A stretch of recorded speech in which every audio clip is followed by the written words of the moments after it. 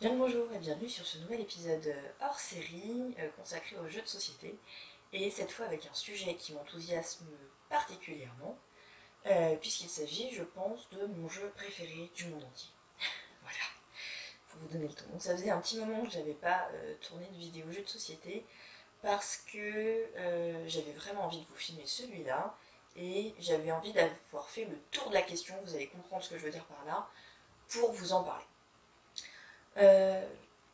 Parce qu'en fait, je me rends compte que pour des jeux vraiment avec des scénarios forts et des expériences de jeu euh, très très puissantes, comme par exemple quand je vous avais présenté les jeux d'enquête, c'est quand même mieux d'avoir une bonne vue d'ensemble de l'ensemble de tous les scénarios, on va dire, qu'offre le jeu, pour pouvoir vous donner un avis vraiment complet. Parce que, pour faire une petite parenthèse très rapide sur les jeux d'enquête, je vous avais parlé par exemple de Détective, qui est un jeu qui a un concept génial, je vous mets la vidéo quelque part par là, mais qui, à mon sens, a un niveau de difficulté et quelques défauts qui me feraient un petit peu plus nuancer mon propos aujourd'hui si je refaisais cette vidéo, et qui vous proposerait aussi une alternative qu'on a découvert après. Mais justement, dites-moi si ça vous intéresse de voir une vidéo les jeux d'enquête, euh, on va dire vidéo les jeux d'enquête 2.0 quoi, voilà. On reprend la vidéo les jeux d'enquête, ou pas. Laissez-moi un commentaire pour me dire ça, et je vous referai cette vidéo avec plaisir si c'est quelque chose qui vous intéresse d'avoir une petite mise à jour de mon opinion et des jeux que j'ai découverts par la suite. Donc on revient au sujet de cette vidéo, qui est donc mon jeu préféré du monde entier. Et ce jeu, en fait, il est juste ici. Il se présente sous cette forme, il s'agit de Time Stories. Donc Time Stories, c'est cette grosse boîte, mais pas que.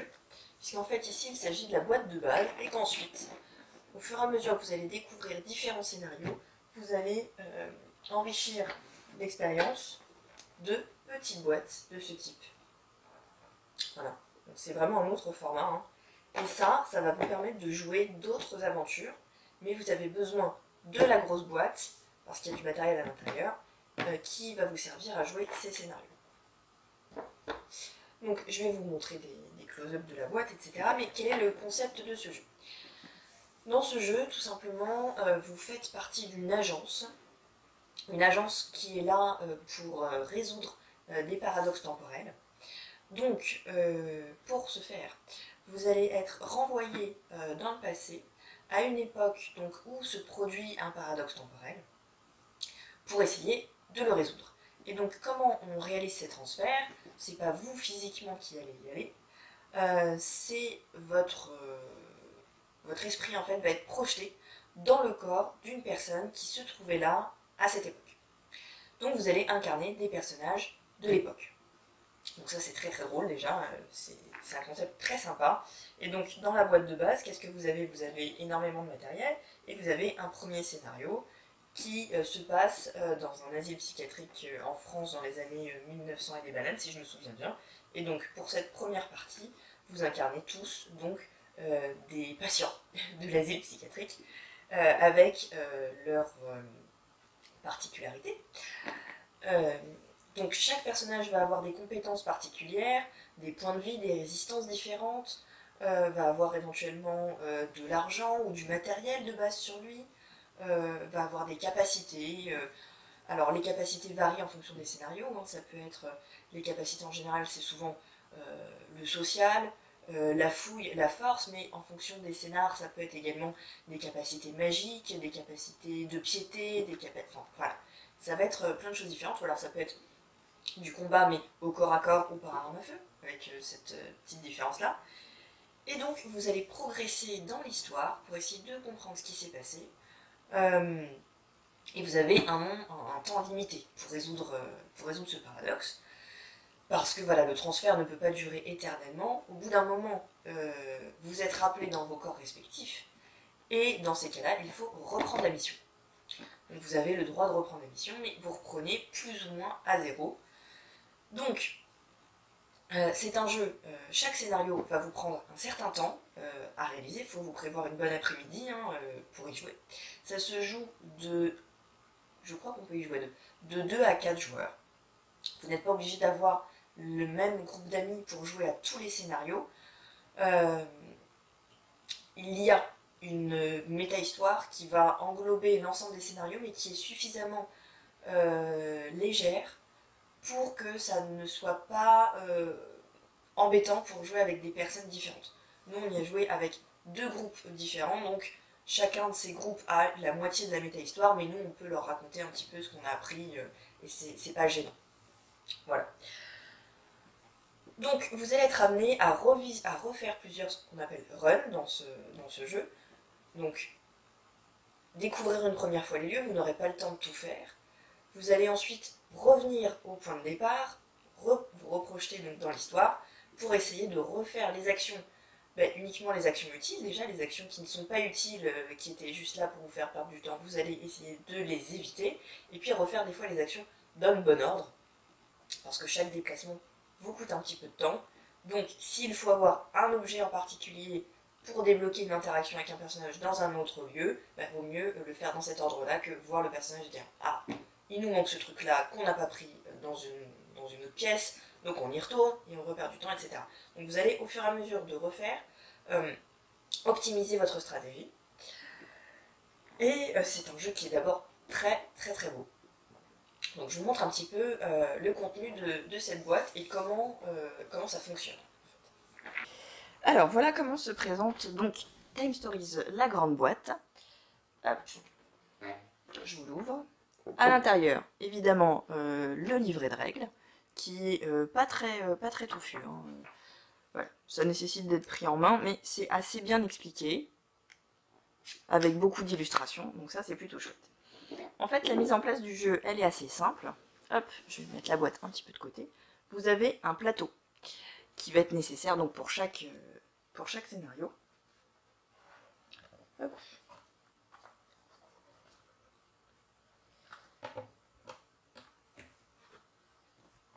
Voilà.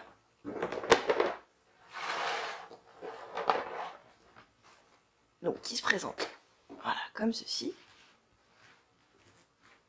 avec des emplacements réservés pour différents éléments.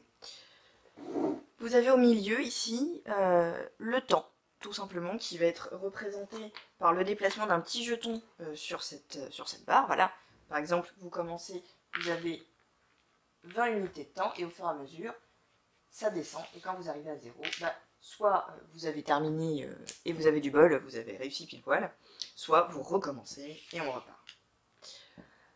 Ensuite, le plus intéressant à mon sens, c'est voilà, les cartes ici qu'on va disposer là. Je vous explique un petit peu comment ça se passe. Pour parler donc du scénario de base, Asylum, qui se passe donc dans un asile psychiatrique, vous allez par exemple commencer, on vous dit, dans la salle de repos. Donc qu'est-ce qui se passe? Vous allez chercher dans le paquet de cartes le paquet qui s'appelle salle de repos. Et là, vous allez ouvrir le paquet comme un panorama.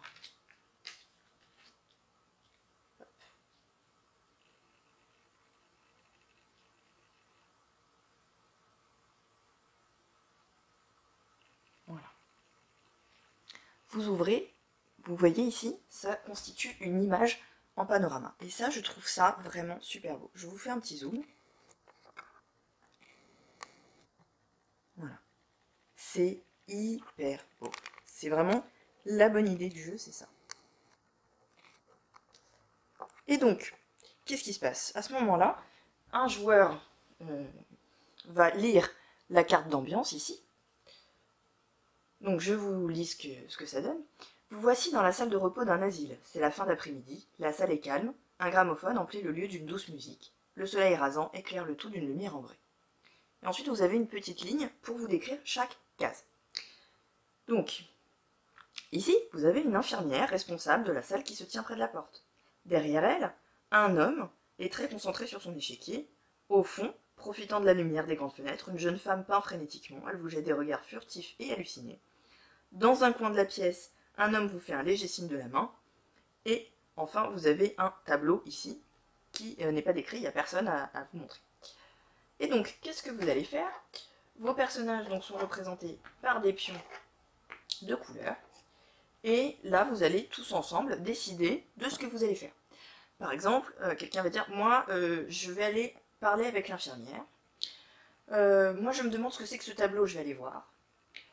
moi je vais aller voir cette dame-là, mais j'ai peur qu'elle soit agressive, je sais pas, n'importe quoi, hein. Donc j'aimerais mieux ne pas y aller seule. Ah, moi j'ai des bonnes capacités de combat, je viens avec toi. Voilà. Et donc là, chaque personne va regarder dans son coin la carte qui correspond à ce qu'il a choisi. Donc là, je vous dévoile pas hein, pour pas vous spoiler l'histoire, mais chacun va regarder la carte qu'il a choisie, on regarde tous simultanément. S'il s'agit d'épreuves, parce qu'il voilà, il y a un combat, ou alors quelque chose à fouiller, quelque chose qui va vous demander une compétence, la carte peut être retournée aux yeux de tout le monde, et à ce moment-là, on va pouvoir résoudre cette épreuve. Je vais vous expliquer après. S'il s'agit juste de texte, ou de voilà, quelqu'un vous parle, vous donne quelque chose, etc., ou vous observez des choses, la personne voilà, va regarder sa carte, la lire, dans sa tête, et ensuite elle a le droit de communiquer au sujet de cette carte avec tous les autres. Mais on va pas lire chacun ce qu'on voit, il faut raconter ce qu'on voit. C'est ça qui va permettre de donner de l'ambiance. Par exemple, on va dire, voilà, l'infirmière, je ne me souviens plus ce qu'elle vous raconte, hein, mais on va dire, ah bah, l'infirmière me dit qu'elle connaît le psychiatre, mais que ça fait un moment qu'il est parti en vacances et qu'on n'a plus de nouvelles de lui, etc. Vous n'allez pas lire Monsieur Machin, qui est le docteur, voilà. Vous voyez ce que je veux dire. Donc, s'il se passe des épreuves, en fait, la difficulté de l'épreuve va être matérialisée par des petits jetons comme ceci, qui sont des petits boucliers. Vous voyez qu'il y en a avec des différents symboles. Ça va vous permettre de connaître la difficulté de l'épreuve et ce que vous risquez en cas d'échec. Et comment on les résout, en fait, vous avez un certain nombre de dés exactement comme celui-ci, avec des faces. Donc, une réussite, deux réussites, un crâne, ça c'est pas bon, ou une face neutre. Et donc, en fonction de vos compétences, vous allez avoir la possibilité de jeter plus ou moins de dés. Et c'est ça qui va vous donner plus ou moins de chances de réussir l'épreuve en fonction de vos aptitudes. Au fur et à mesure de votre progression, vous allez collecter des fois des éléments. Donc il y a un paquet de cartes qui s'appelle éléments. Donc on vous dit prenez l'élément 1, prenez l'élément 2, etc. Et en les retournant, vous voyez à quoi ça correspond. Parfois, vous débloquez des événements, par exemple, vous sauvez quelqu'un. Si vous choisissez de le sauver ou de le laisser mourir, ça ne va pas déclencher les mêmes choses. Donc on va vous demander de prendre des jetons comme ça, qui vont resservir à d'autres moments de l'histoire, parce que si vous avez sauvé un tel, elle va pouvoir vous venir en aide à un autre moment, etc. Ou au contraire, si vous avez tué quelqu'un, il ne va pas venir vous rentrer dedans par la suite. Voilà, vous ne savez pas forcément si les conséquences sont bonnes ou mauvaises, mais voilà. Vous avez un certain nombre de jetons de couleurs, vous en avez des différentes couleurs, comme ceci, ce sont les jaunes, qui vont symboliser des choses complètement différentes d'un scénario à l'autre. C'est pour ça qu'ils sont un petit peu abstraits comme ça peut être des pièces de monnaie dans un scénario, ça peut être des munitions dans un autre, des trousses de secours, des ce que vous voulez. Donc voilà, ça c'est un petit peu le principe. Ensuite, ici, vous avez la partie codex, ça va être des éléments assez particuliers à chaque scénario. Ici, les éléments, les cartes en cas de réussite ou d'échec, parce que parfois, la deuxième run ne va pas ressembler exactement à la première, on va vous donner des choses supplémentaires ou des infos, pas vous faire recommencer depuis le début, il faut lire les conditions. Et ici, c'est la partie plan, et ça aussi, c'est toujours très ingénieux. Alors, les cartes plan pour vous montrer à quoi ça correspond. Hop, vous prenez le paquet au départ des cartes plans, et vous allez les assembler.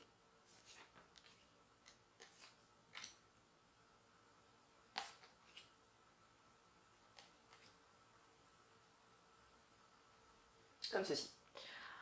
Donc là, vous avez le plan de l'asile dans lequel on se trouve. Et donc, on décide de se déplacer grâce à un petit jeton. Voilà, ici, donc nous sommes dans la salle de repos. Et ensuite, on dit, voilà, on veut aller maintenant à tel endroit. Et c'est comme ça qu'on se souvient voilà, de où on se déplace.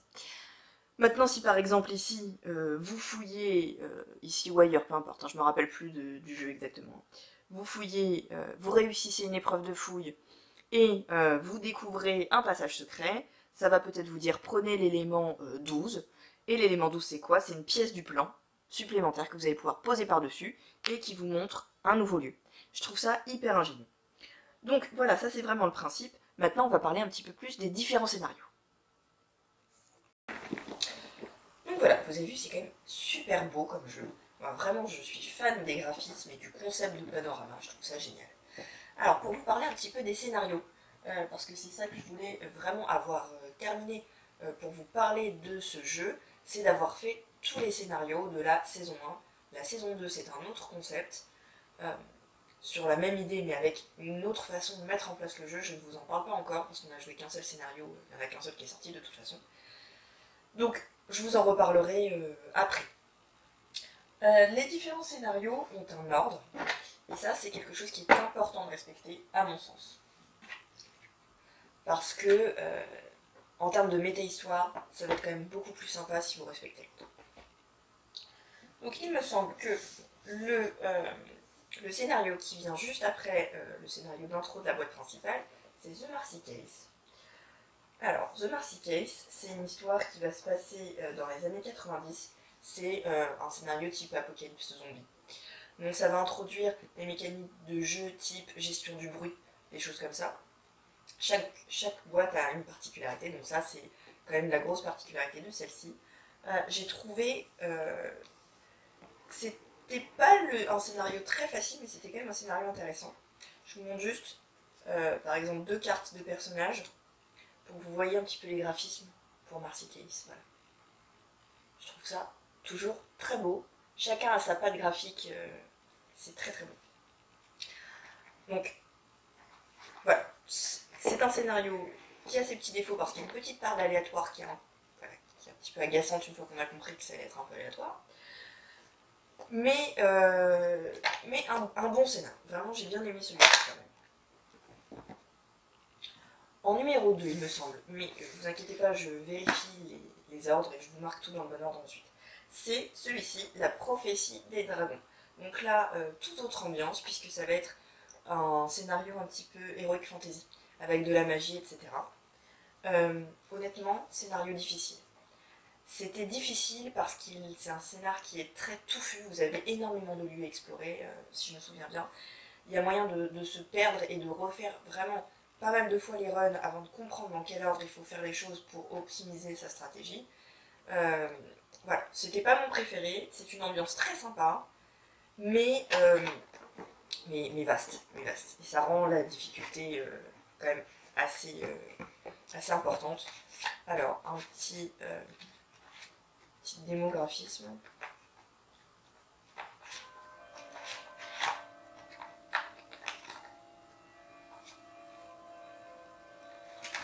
Voilà, si je vous montre 2 petites cartes d'un panorama, ça donne ça. Voilà, je trouve ça très joli aussi. Ensuite, nous avons le scénario Sous le masque. Donc, Sous le masque, c'est l'Égypte antique, tout simplement. Donc, très joli scénario. Il était un petit peu difficile quand même, parce que vous allez pouvoir changer de personnage en cours de route. Et si vous n'avez pas le bon, ça peut être gênant pour la suite de l'histoire. Donc bien choisir ses personnages, savoir quand en changer, voilà, c'est ça qui va rendre un petit peu, je trouve, à la fois que c'est une bonne idée de pouvoir changer de personnage en cours de run, et pas seulement entre les runs, mais en même temps, il va falloir bien réfléchir à cet aspect-là en plus pour faire les bons choix. Donc pareil, je l'ai trouvé un petit peu difficile. Mais malgré tout très sympa. Je vous montre à quoi ça correspond en termes graphiques. On a les cartes qui sont comme ça. Voilà. Donc je sais que nos amis ont un petit peu moins aimé celui-ci, qu'ils l'ont trouvé compliqué. Bon, moi c'est pas celui que j'ai trouvé le plus difficile. Honnêtement, La prophétie des dragons est plus difficile que Sous le masque. Ensuite, nous avons l'Humaine Félii. On retourne un petit peu plus loin dans le passé. Ici, c'est l'Espagne de l'Inquisition. L'Humaine Félii, honnêtement, je ne sais pas quoi vous dire. Je ne me rappelle pas tellement de ce scénario. Il m'a pas laissé un souvenir de difficulté extrême ou de « oh mon dieu, c'est génial », vous voyez. Je ne m'en souviens pas. Pas énormément, en tout cas. Hop. Voilà pour l'ambiance visuelle.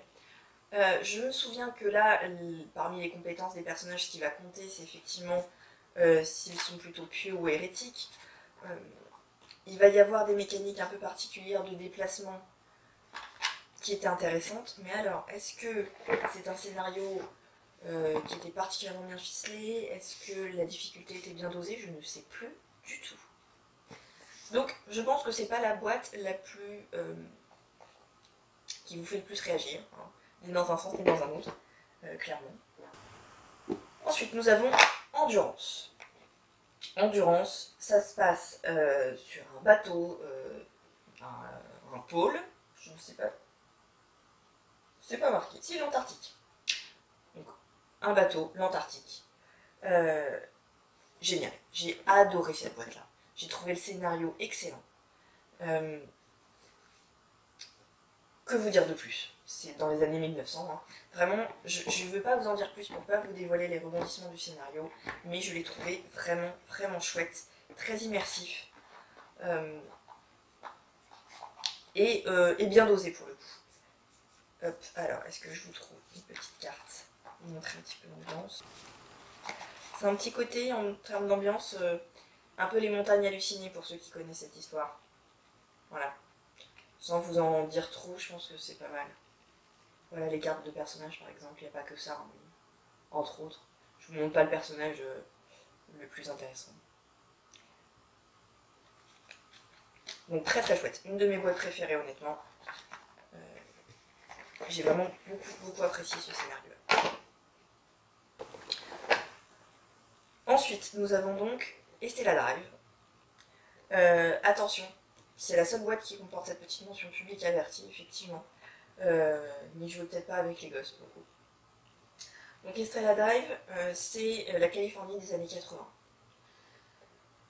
Un très bon scénario, j'ai trouvé. Peut-être un petit peu simpliste. Parce qu'effectivement, à aucun moment, on est perdu dans cette histoire. Donc, il faut rester attentif, il faut rester systématique, je pense, dans cette histoire. Voilà, je vous montre des personnages. Voilà. Je vous sélectionne les meilleurs looks.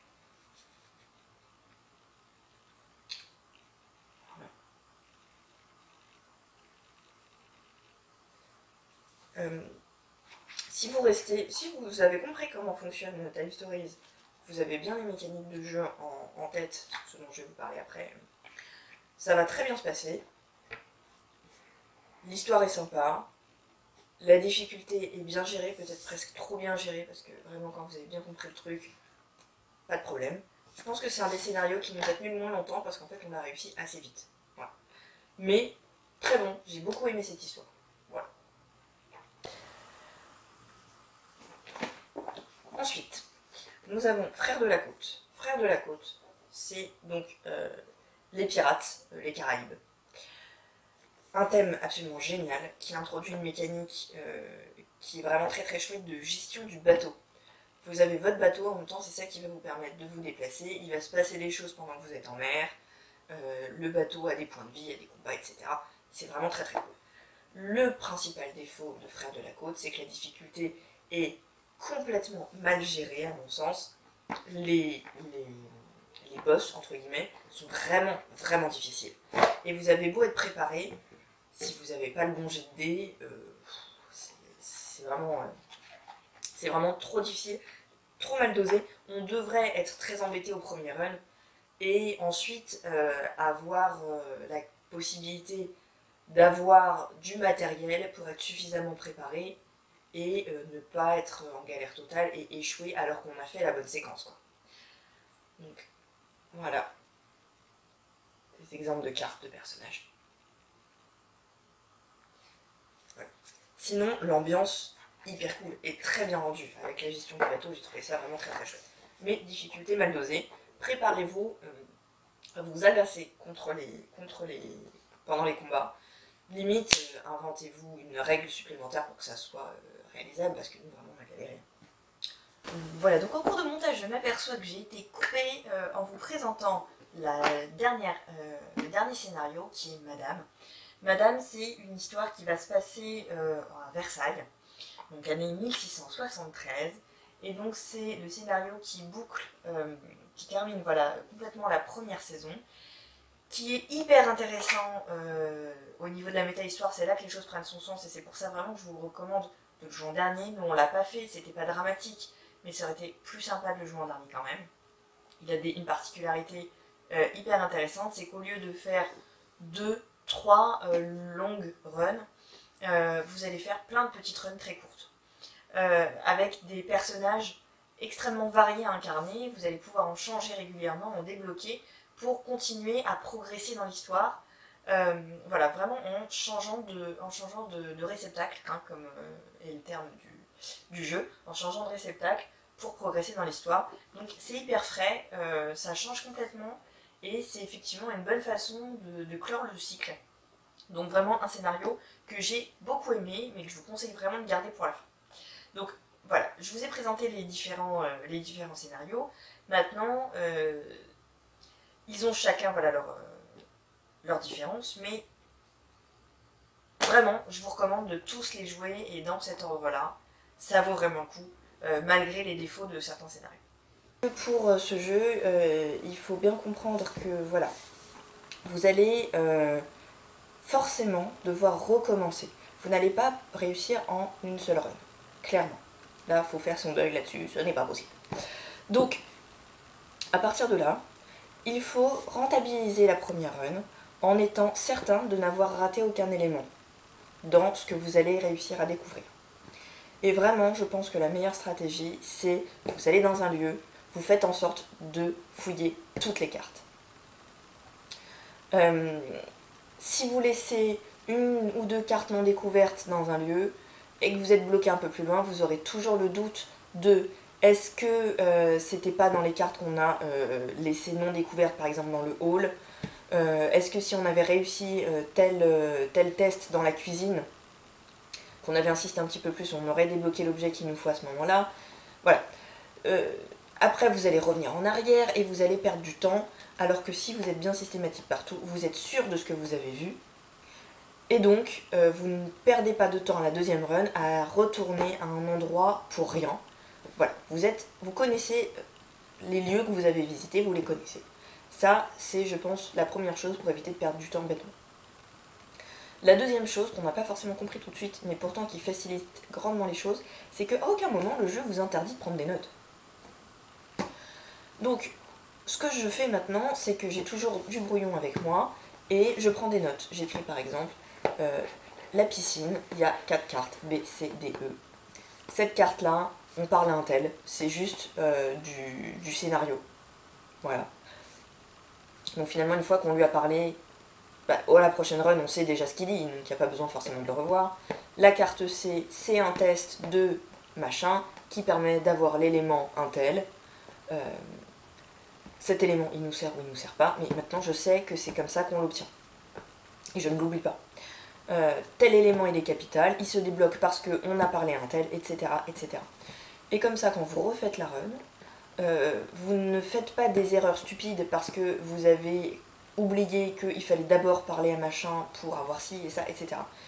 Vous optimisez votre temps et ça rend le jeu plus fluide et vous allez moins vous énerver en vous disant on a perdu parce qu'il nous a manqué un objet et qu'on n'avait plus le temps d'aller le rechercher alors qu'on savait où il était. Bref, ça c'est un petit peu énervant parce que vous devez remettre toute la mise en place des cartes, etc. Voilà, c'est un peu pénible. Alors que si vous avez noté ce que vous avez déjà fait, que vous avez déjà réussi, c'est quand même plus agréable à jouer. Voilà, ça c'est les deux conseils que j'ai à vous donner pour jouer à ce jeu, que je trouve génial. Je trouve l'idée, le concept excellent.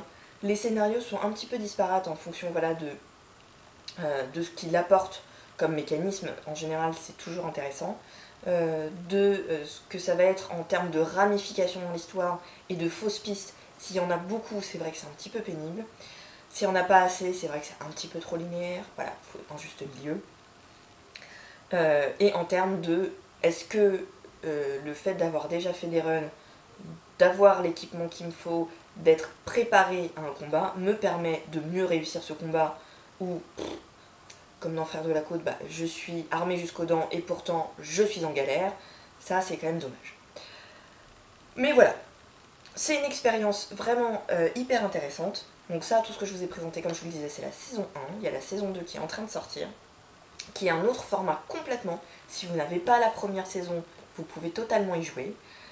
Il n'y a pas de boîte de base.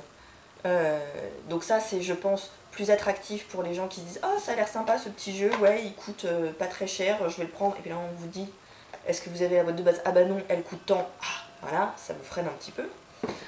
Alors que là c'est vraiment des petites boîtes un petit peu de ce format là, c'est pas celle-là, hein. C'est des petites boîtes un petit peu de ce format là qui se jouent toutes indépendamment les unes des autres. Donc ça je pense que c'est plus sympa pour amener des gens à jouer à Time Stories. Et si l'aspect un petit peu roleplay, méta-histoire vous intéresse, vous avez la possibilité d'acheter à côté, et c'est absolument pas obligatoire, la partie expérience, qui vous permet de choisir en fait votre agent au départ, et de modifier ses capacités au fur et à mesure que vous allez jouer des scénars. Mais si vous voulez jouer les scénars sans ça, il n'y a aucun problème. Voilà, c'est juste pour rendre le jeu un petit peu plus immersif que vous pouvez avoir. Désolée, il y a une vibration. Vous avez dû sursauter vous aussi. Voilà. Donc je vous laisse là. Dites-moi ce que vous en pensez, si vous connaissiez ce jeu, si ça vous intéresse. Si ce type de jeu vous intéresse, j'ai également d'autres petits jeux à vous montrer. Je vous en dis peut-être un petit mot parce que c'est un peu dans le même principe. Il s'agit de ces jeux-là, ce sont les Undo. Les Undo, c'est un petit peu la même idée, en fait, vous allez revenir dans le temps. Voilà, l'idée de base, c'est celle-là. C'est des petites boîtes comme ça, toutes sont des scénarios indépendants. Il y a 4 scénarios, là j'en ai 2 à vous montrer. J'en ai une autre boîte qu'on a prêtée à des amis et une autre boîte qu'on n'a pas encore jouée. C'est hyper sympa, chaque boîte se joue indépendamment, il n'y a pas d'histoire complète autour de ça. Le principe c'est quoi? Ça commence toujours par un drame, un mort, qu'il va falloir éviter en revenant dans le passé et en comprenant ce qui a abouti à ce drame. Le but c'est voilà, de défaire, de détisser le destin. Je crois que c'est ça qui est dit dans la boîte. Donc c'est hyper sympa parce que c'est un petit jeu assez facile à transporter, qui ne nécessite vraiment pas beaucoup de matériel, qui est très bien pensé. Un scénario ça dure à peu près 1 heure de jeu en gros. Vous pouvez y jouer tout seul ou à 12 000 si vous voulez. Moi je vous conseille d'y jouer à 2, 3 parce que si on est trop, je pense que les discussions deviennent pénibles. Comment ça se présente en fait? C'est tout simplement un certain nombre de grandes cartes. Alors sans vous dévoiler le bazar, vous avez des grandes cartes comme ceci, qui sont des moments du passé dans lequel vous pouvez revenir. Donc vous avez, je crois, 13 cartes qui sont étalées devant vous sur la table, comme ça, classées par ordre. Et donc le principe, c'est vous allez pouvoir voyager à certains moments que vous allez choisir. Vous ne pourrez pas voir toutes les grandes cartes. Il va falloir faire des choix. Revenir dans le passé, parfois c'est 10 minutes avant le drame, 1 semaine avant le drame, 20 ans avant le drame, 1000 ans avant le drame. Donc, vous allez pouvoir revenir à certains moments, lire le texte qui s'accompagne, qui se déroule en fait à ce moment-là, et vous allez avoir des choix. Mettons, vous revenez 1 semaine avant le drame, et donc vous voyez une femme qui part de la maison en oubliant son sac à main. Vous avez 3 possibilités: la laisser partir, la rattraper pour qu'elle n'oublie pas son sac à main, ou attendre qu'elle parte et fouiller son sac. Voilà, par exemple. Je sais même pas si c'est un truc vrai ou pas un truc, peu importe. Vous allez discuter entre vous, choisir quelle est l'option qui va améliorer les choses. Et en fonction de ça, vous allez pouvoir découvrir une petite carte qui est au-dessus et qui va vous dire la réponse A, ça vous donne +1, vous avez amélioré les choses. La réponse B, ça vous donne +2, vous avez vraiment amélioré les choses.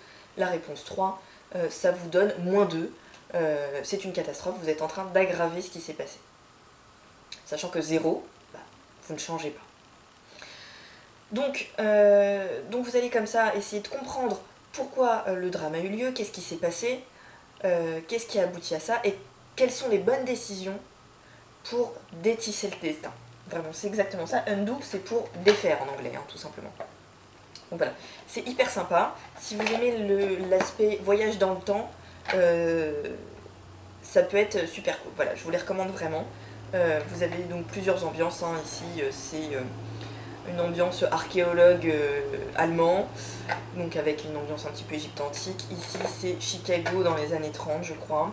Vous avez aussi le Japon. Et la dernière boîte à laquelle on n'a pas encore joué, je ne sais pas de quoi elle parle. Mais voilà, vraiment une très belle découverte. C'est un petit peu Tabitoris en Rikiki quoi. Voilà. Sur ce, je vous laisse. N'hésitez pas à me faire part de vos découvertes jeux, de quel thème vous aimeriez que je traite éventuellement. J'ai une idée de vidéo qui est par exemple 2 jeux à jouer quand on n'a pas de table. Voilà, pour le petit teaser. J'espère que ça vous plaît toujours. Allez-y, lâchez-vous dans les commentaires pour me dire ce que vous en pensez, ce que vous aimeriez voir, si vous avez déjà joué, si vous connaissez des jeux du même style, moi ça m'intéresserait beaucoup parce que vraiment j'adore. Et puis je vous laisse là, je vous fais des bisous.